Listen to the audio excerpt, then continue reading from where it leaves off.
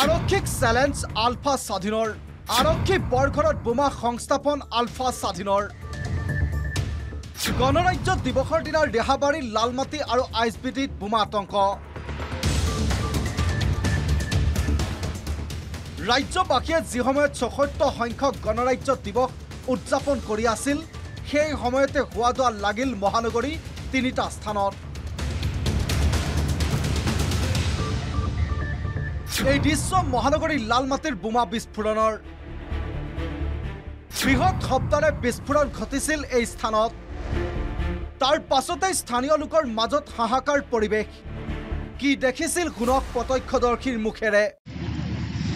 বজাৰৰ ভিতৰত আমি আছিলোঁ বজাৰ থাকোঁতে এটা বহুত ডাঙৰকৈ আৱাজ শুনা পালোঁ আৱাজ শুনা পাই দৌৰি আহিলোঁ এইটো চাওঁ কিবা দেখোন জ্বলি আছে সেইখিনিয়ে আৰু আমি কেইটামান বজাত এইটো ৬:৪০ মান হ'ব নেকি ৬:৪০ মান বজাত বম হয় নে কি হয় এতিয়া গম নাপাওঁ আৰু লালমাটিৰ পাছতে হোৱা লাগিল বেতকুচি আইএছবিটিত পৰিত্যক্ত গৰাকীবিহীন এটা বেগে লগালে হোৱা তাৰ পাছতে ঘটনাস্থলীত উপস্থিত হল মহানগৰ আৰক্ষী আৰু বম স্কোৱাড তন্নতন্নকৈ পৰীক্ষা ঘটনাস্থলীৰ প্ৰতিটো সামগ্ৰী বেতকুচি আইএছবিটিত উদ্ধাৰ হোৱা পৰিত্যক্ত বেগৰ সন্দৰ্ভত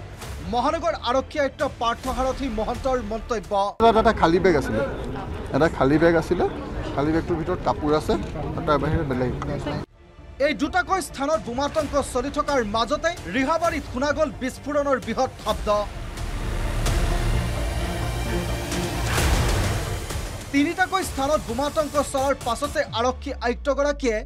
বোমাতংক স্থানসমূহৰ ক্ষেত্ৰত গায়ৰা মন্তব্য প্ৰদান কৰে চাই পেলাই কি হয়তো আমি তদন্তৰ পিছত গম পোৱা যাব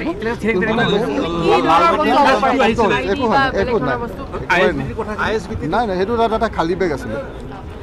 বেগ আছিলে খালী বেগটোৰ ভিতৰত কাপোৰ আছে তাৰ বাহিৰে বেলেগ তদন্তৰ পাছতহে গম পোৱা যাব কিবা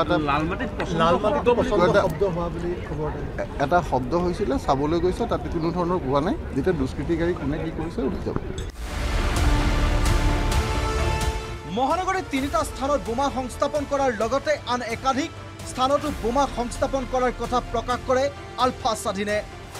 আলফা স্বাধীনৰ এটা প্ৰেছ বিবৃতি অনুসৰি মহানগৰীত তিনিটা স্থানৰ লগতে একাধিক স্থানত বোমা সংস্থাপনৰ দায়িত্ব স্বীকাৰ কৰে আলফা স্বাধীনে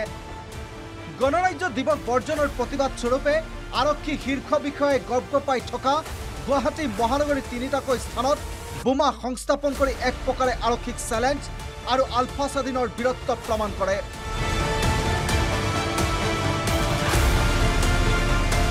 ঠিক একেদৰে ১৫ আগষ্ট স্বাধীনতা দিৱসৰ সময়তো কেইবাটাও স্থানত বোমা সংস্থাপন কৰিছিল আলফাই